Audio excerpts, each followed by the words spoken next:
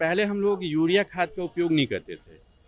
पहले हम लोग डरते थे कि यूरिया डालेंगे खेतों में तो हमारी ज़मीन बंजर हो जाएगी। माननीय मुख्यमंत्री महोदय अगर समय देते हैं तो हम बात रखेंगे जरूर। हमारा खगड़िया जिला 7 नदियों से घिरा हुआ है, वहाँ 3 हिस्से में पानी रहता है। देखिए अंदर और हम बहुत काम तो हुआ है, लेकिन 50% काम हुआ, 50% उस पर जो है न झापन तोपन किया जा रहा है, जो मैं साफ कहता हूँ। तालाब बनाने के लिए, विकास के लिए अच्छा कोई प्रोजेक्ट बनाए जिससे कि अनुदान के दर पे तालाब निर्माण अच्छा हो सके, जिससे कि आय दोबारा की तेवरा चौबरा होगा। लेकिन तालाब बनाने के लिए सब्सिडी मिलता है लेकिन किसान को नहीं मिल पाता है। किसानों को क्यों नहीं मिल पाता है? क्यों नहीं? बिचौलिया ढेरी है। नमस्कार, मैं प्रिया, आप देख रहे हैं द बिहार प्रोजेक्ट। मुख्यमंत्री नीतीश कुमार ने 3 कृषि रोड मैप लेके आए, लेकिन अब आज स्वामी सहजानंद के जन्मदिन के अवसर पर बाबू सभागार में वो अपने कृषि रोड मैप का 4था रोड मैप यहाँ पर लॉन्च करने वाले हैं। कृषि मंत्रालय और कृषि विभाग के तमाम जो पदाधिकारी हैं वो भी अंदर में मौजूद है मुख्यमंत्री के साथ में। और कई जिलों से यहाँ पर किसानों को बुलाया गया है जो विभिन्न तरह की खेती करते हैं, चाहे फिर वो मत्स्य पालन हो, वृक्षारोपण हो या फिर धान की खेती, गेहूँ की खेती, हर तरह के किसान यहाँ पर मौजूद हैं। हम अभी जानेंगे किसानों से कि जो लगातार मुख्यमंत्री अनुदान राशि की बात करते हैं, क्या वो किसानों तक पहुंच पाती है, और जो किसान भाइयों के लिए जो योजनाएं सरकार लेकर के आती है क्या वो इससे संतुष्ट होते हैं, वो उन्हें टाइम पर मिल जाता है? तो बने रहिए हमारे साथ। सिवान से आए हैं आप? जी, सिवान जिला प्रखंड तितरिया गांव, और मेरा नाम अजय कुमार यादव है। तो सिवान में किसानों की स्थिति कैसी है, क्या बताना चाहेंगे आप? देखिए, जैसे किसान जो हैं वो कहीं ना कहीं पर्यावरण से लेकर दुखी हैं, क्योंकि अभी भी लोगों में जागरूकता की कमी है। हमारी आत्मा जो है उनका सहयोग धीरे धीरे सभी लोगों के पास जा रहा है। क्योंकि मैंने एक कैंप लगाया था, मशरूम का मैंने पैदावार किया था, उत्पादन किया था, तो हमारे जो आत्मा हैं सदस्य श्री ज्ञानेंद्र तिवारी जी, वो कैंप लगाया। तो मैं अपनी बात बताऊँ, मैं किसी दूसरे की बात नहीं कहूँगा। मैंने कहा कि कुछ मीटिंग है किसान संबंधित, खेती के संबंधित, आप लोग आइए लोगों को।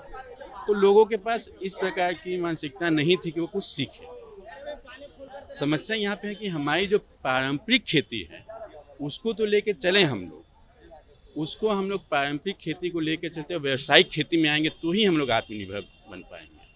लगातार सरकार जैविक खेती पे जोर देती है, आप लोग के लिए कितना फायदेमंद रहता है? जी देखिए, जैविक खेती की बात जहाँ पे आई तो जैविक खेती हमारे लिए बहुत ज़्यादा महत्वपूर्ण है, क्योंकि आए दिन हम लोग रासायनिक खाद्य का उपयोग कर रहे हैं। एक सेमिनार मैंने अटेंड किया था, तो उसमें हमसे ज़्यादा एक्सपीरियंस लोग बैठे हुए थे, बुजुर्ग भी थे, दादा समान थे हमारे। तो उनसे बात हुआ तो वो बताया कि पहले हम लोग यूरिया खाद का उपयोग नहीं करते थे। पहले हम लोग डरते थे कि यूरिया डालेंगे खेतों में तो हमारी ज़मीन बंजर हो जाएगी। बहुत हद तक वो बात सही थी। अब धीरे धीरे हम लोग की जो पारंपरिक खेती है, जैविक खेती, उसकी तरफ हम लोग मुड़ रहे हैं, और ये हमारे सभी किसान भाइयों के लिए बहुत ही उपयोगी है। इससे ये होगा कि जो भी बीमारियां हैं वो हमारी इम्यूनिटी सिस्टम काफ़ी मजबूत हो जाएगी जैविक खेती के माध्यम से, जो भी पैदावार होगा उसको खाने से। आप मशरूम की खेती करते हैं जैसा कि आपने बताया, तो आप खेती करने के बाद उसको बेचते हैं तो जितना सरकार ने रेट तय किया है उस हिसाब से आपको आपसे लिया जाता है? जी, हम मशरूम की पैदावार 3-4 महीने से ही कर रहे हैं, तो मैंने ये देखा कि इसका काफ़ी अच्छा मार्केट है, बस लोगों की समझ में नहीं है।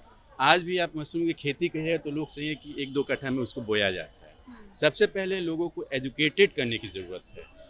जो काम हम कर रहे हैं उसको प्री प्लानिंग करके किसान भाइयों को समझाया जाए। साथ और भी है। चाचा, आप कहाँ से आए हुए हैं?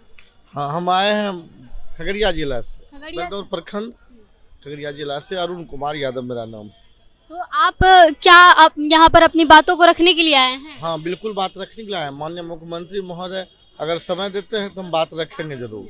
हमारा खगड़िया जिला 7 नदियों से घिरा हुआ है, वहाँ 3 हिस्से में पानी रहता है। देखिए अंदर और हम बहुत और माननीय महोदय अगर समय हमको देते हैं बोलने के लिए तो हम जरूर बोलेंगे।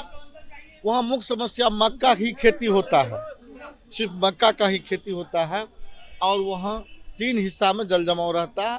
फ्लड एरिया है, हम लोग को बाढ़ से घिरा हुआ है। किसान की तबाही रहता है। हम समस्या रखेंगे कि खाद का जो यहाँ किल्लत होता है, कालाबाजारी होता है, उस पर पदाधिकारी ध्यान नहीं देते। हम ये शिकायत करें। मिलता है खाद आप लोग खाद तो भेजा जाता है, मिलता है लाइसेंसी के द्वारा, लेकिन उस पर टैक्स बांध करके लेता है, माने वो दुकानदार पैसा कालाबाजारी करके लेता है, पैसा किल्लत कर देता है, कहता मिलवे नहीं करता, खाद उपलब्ध ही नहीं है। और उसके बाद जब आप लोग की पैदावार होती है तो उसको आप लोग जब बेचने जाते हैं मार्केट में, तो क्या उसमें सीन क्या होता है? जो सरकार द्वारा निर्धारित राशि है, उस राशि के तहत आप लोग अपना माल बेचते हैं या फिर मतलब उसमें कटौती कर दी जाती है? नहीं, सरकारी क्रय केंद्र तो है नहीं। औने पौने दाम में हमारा जब यहाँ से 2200 रुपया कहता है तो वहाँ हम लोग का लेता है 1200 रुपया कुंटल। ये स्थिति तो है। अगर क्रय केंद्र हो जाता है बेलदौर के लिए खगड़िया जिला में, तब हम बुझेंगे कि माननीय मुख्यमंत्री महोदय के द्वारा जो भी लाभ दिया जाता है, लाभ तो दिया जा रहा है, लेकिन समय वहाँ तक नहीं पहुँच पाता है। पदाधिकारी बिचौलिया के बीच में रुक जाता है। पहले भी सरकार ने 3 रोड मैप लाया कृषि विभाग के लिए, और तीनों के बाद आज चौथा रोड मैप सरकार बिहार सरकार ने पेश किया है अंदर में बापू सभागार में। तो क्या लगता है पिछले जो 3 रोड मैप सरकार ने पेश किए थे उस पे काम हुआ है आपके हिसाब से? काम तो हुआ है, लेकिन 50% काम हुआ, 50% उस पर जो है ना झापन तोपन किया जा रहा है, जो मैं साफ कहता हूँ। अब की बार फिर आश्वासन दे रहे हैं, धीरे धीरे बढ़ रहा है, जो होनी चाहिए वो सरजमीन पर नहीं हो पाता है। हर चीज में दिखाया जा रहा है कि चाहे फिर कृषि में हो, मत्स्य पालन हो, या फिर वृक्षारोपण हो, या फिर पशुपालन हो, पशुओं को जो पाला जाता है वो हो, हर तरह की खेती पे जोर दिया जा रहा है। कहा जा रहा है कि सब चीज विकास कर रहा है। आपके हिसाब से क्या लगता है? उसमें तो सब्सिडी जाते जाते सब वहाँ जगह पर वो माने अधूरा पड़ जाता है, सक्सेस नहीं होता है। इसलिए कि यहाँ से पदाधिकारी, सरकार तो दे रही है, हम बराबर विज्ञापन देखते हैं, सारा चीज देखें, लेकिन वहाँ जाते जाते पदाधिकारी के बीच में वो लगता है लपेट जाता है, वहाँ तक समुचित नहीं पूरा होता है।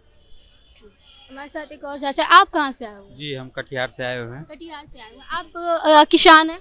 जी किसान है, मत्स्य किसान है। मत्स्य किसान। जी मत्स्य से जुड़े हम कार्य करते हैं, और हम लोग जो मत्स्य पालन का काम करते हैं, मत्स्य जीरा उत्पादन, इसमें बहुत अधिक मुनाफा होता है, लेकिन किसान लोग अपना पोखर बनाना नहीं चाहता है।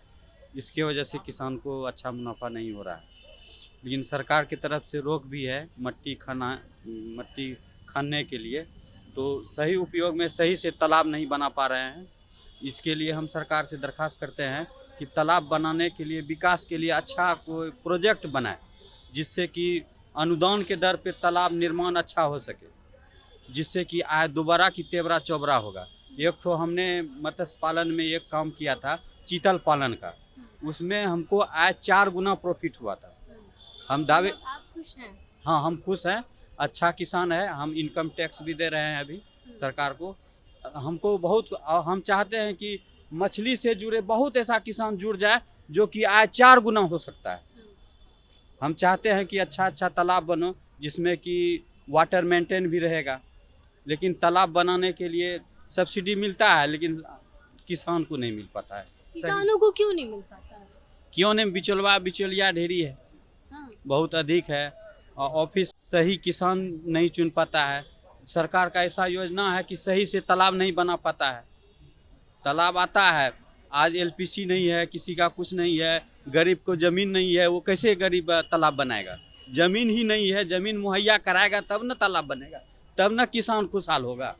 ज़मीन का व्यवस्था ही नहीं सरकार गरीब के लिए किया है, तो गरीब के लिए ज़मीन का व्यवस्था करेगा तब न वो तालाब बनाएगा, तब न विकास करेगा। तो आप इतनी ज़्यादा मतलब बड़े पैमाने पर आप एक तरह से मत्स्य पालन करते हैं, और आप ये बोल रहे हैं कि पानी की जो सुविधा है वो नहीं मिल पाती है, ज़मीन नहीं मिल पा रहा है जहाँ पर तालाब बना करके मछलियों को रखा जा सके। जी जी। तो सरकार तो लेकिन लगातार कह रही है कि हम ये कर रहे हैं, मत्स्य पालन के लिए तालाब का सृजन करवा रहे हैं। इधर लागू कुछ किए हैं, इसमें इधर चौर विकास के लिए किए हुए हैं। अभी नया चौर विकास का 2022 में लागू हुआ है। उसके लिए क्या कर रहे हैं धरातल पर वो तो देखा जाएगा, आने वाले समय में देखा जा सकता है।